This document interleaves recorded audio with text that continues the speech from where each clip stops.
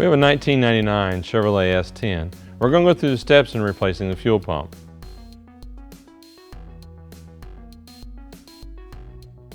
We'll start by bleeding the pressure off the system using our pressure relief valve on our gauge. Be sure and capture the fuel into a safe container. Before beginning any repair, disconnect the negative battery cable.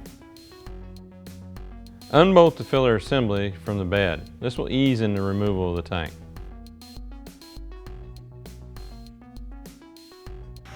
In order to do a proper fuel pump replacement, we need to clean the inside of the tank, and that will require the removal of the tank.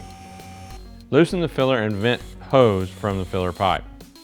We'll remove these as we lower the tank.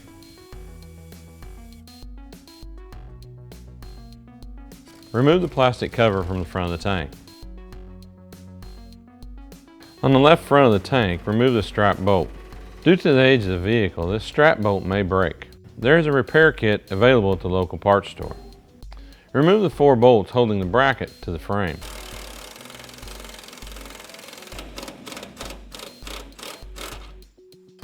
Unbolt the rear tank strap and partially lower the tank to work the front strap bracket off the tank.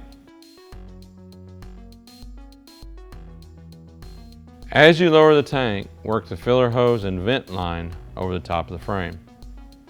With the tank in this position, disconnect the fuel lines.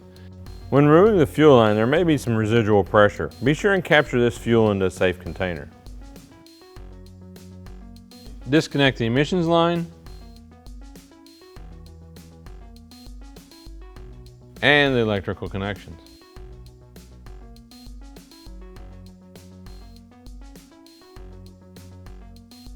Completely remove the tank from the vehicle. It's a good idea to clean the outside of the tank before removing the module assembly. This will keep any excessive debris from getting in the tank. Remove the fuel lines and remove the fuel line retainers. Reinstall the retainers into the fuel line fittings. Remove and inspect the locking ring, making sure it's not damaged in any way that would hinder its reinstallation.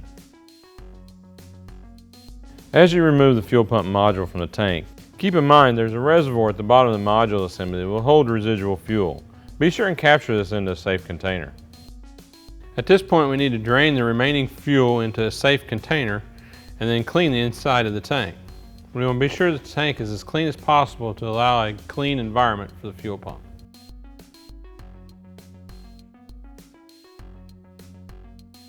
With the inside of the tank thoroughly cleaned, we're ready to install the new Airtex fuel pump module.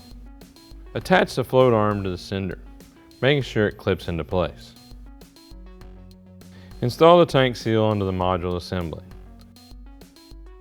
and lower the unit into the tank. To ease an installation, you can use a light silicone lubricant on the seal. As you fully seat the module into position in the tank, be sure the alignment tab on the flange is properly aligned with the indentation in the tank. Install the locking ring and reattach fuel lines. The new Airtex fuel pump module comes with a new wiring harness that will need to be installed on the vehicle. For ease of installation, remove the fuel line retaining clips from the line and install into the fitting.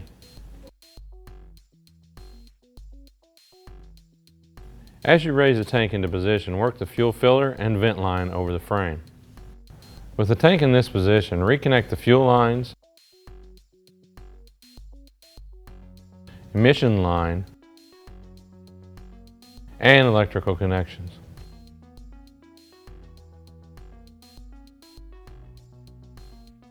Place the front strap on the tank. Fully raise the tank into position and attach the bracket to the frame.